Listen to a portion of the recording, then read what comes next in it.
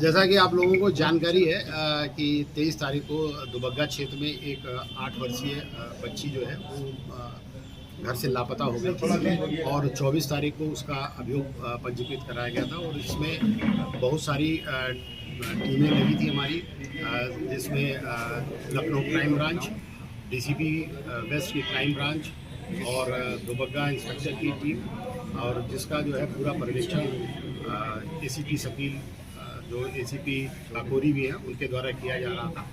और इन लोगों ने बहुत सारा प्रयास किया उस बच्ची को ढूंढने के लिए। ड्रोन कैमरे का सहारा लिया गया, घरों की तलाशी दी गई, मुखबिर मामूर किए गए। पुलिस ने जो है वो स्वयं अपना खुद भेष बदल के वो गांव में घूमी कि कोई बात जानकारी हो जाए, लेकिन इसमें सफलता नहीं मिली। आपको जानकारी होगी कि 1 तारीख को इस बच्ची का शव जो है सैदपुर थाने क्षेत्र में एक बड़ा नाला है उसमें तैरता हुआ मिला और उसकी जो है वो हत्या कर दी गई थी। उस शव को पंचायतनामा उसके बाद पोस्टमार्टम कराया गया। इसके उपरांत इस पूरे घटनाक्रम पर पुलिस ने अपनी नज़र पैनी की और लगातार इसमें तमाम तरीके के सर्विलांस, वैज्ञानिक साक्ष्य और लोगों से पूछताछ, सीसीटीवी फुटेज, बहुत सारी बातों को समावेश करने के बाद इसमें पता ये चला कि इसमें एक संदिग्ध व्यक्ति जिसका नाम सोनू पंडित था, जो उसी के गांव का ही रहने वाला था, और उसको पूछताछ के लिए पुलिस 28 तारीख को लाई दी थी।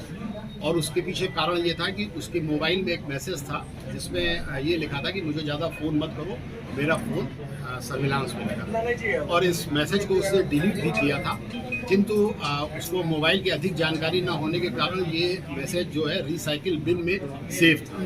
हमारी सर्विलांस टीम ने इसको पकड़ लिया इस बात को और उसके पीछे उसके ऊपर नज़र रखनी शुरू की। उसके उपरांत उसको एक हम लोगों को सीसीटीवी फुटेज मिली जिसमें वो बच्ची जो है उस व्यक्ति के घर के पास टहलती हुई दिखाई दी और उसके बाद वो घर में जाती हुई दिखाई। इन दोनों साक्ष्यों पर हम लोगों ने आगे बढ़ के फिर उससे जब दोबारा पूछताछ की तो उसने पूछताछ के बाद जब वो उससे पूछताछ की गई, उसके बाद अगले दिन उसके द्वारा जो है वो सुसाइड कर लिया। जब सुसाइड कर लिया गया तो इसकी एक धारा दूसरी दिशा में गई, किंतु फिर पुलिस ने अपनी जांच और तेज की और पूछताछ के बाद जो है उसकी पत्नी, जिसका नाम जुगनू है, उसको गिरफ्तार किया। और जुगनू ने जो बातें बताई, उसने बताया कि मेरा पति जो है वो तंत्र मंत्र करता है और उसको जो है वो बहुत से लोग दिखाई देते हैं और ये अक्सर ये बात कहता रहता था कि फलाने आ गए, धमाके आ गए। हम लोगों को कुछ दिखाई नहीं देता था, लेकिन ये यही कहता था। इसके अलावा उसने ये भी बताया कि 3 साल पहले एक बाबा के चक्कर में भी ये आया था और तभी से ये बातें वो करने लगा।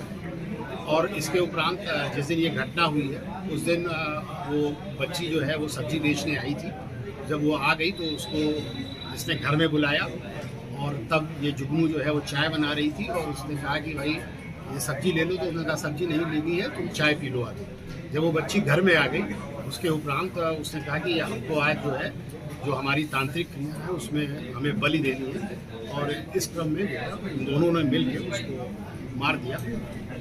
मारने के बाद जिस साइकिल पे एक डिब्बा लगा हुआ है जो आपने पीछे देखा रखा खड़ा हुआ है, उसमें उस बच्ची की डेड बॉडी को मोड़ कर रख दिया और उस जिस रस्सी से उस डेड बॉडी को उसने बांधा था वो रस्सी भी उसी के घर से मिली और वो उसका अपने व्यवसाय में इस्तेमाल नहीं करता।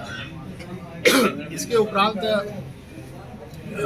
इन लोगों ने उसकी डेड बॉडी को अगले दिन सवेरे जो है वो ले जाके उस जगह पर फेंक दिया और उसमें हम लोगों को सीसीटीवी फुटेज भी मिल गई है जिसमें कि उसको वो ले जाते हुए दिखाई पड़ा। कुल मिला के तंत्र मंत्र के चक्कर में ये बच्ची की हत्या की गई और इसमें मुख्य रूप से जो सोनू पंडित और इसकी पत्नी जुगनू तुलसी है और इनको हम लोगों ने जो है न्यायिक अपेक्षा दी। बलि देने वाला है वो तो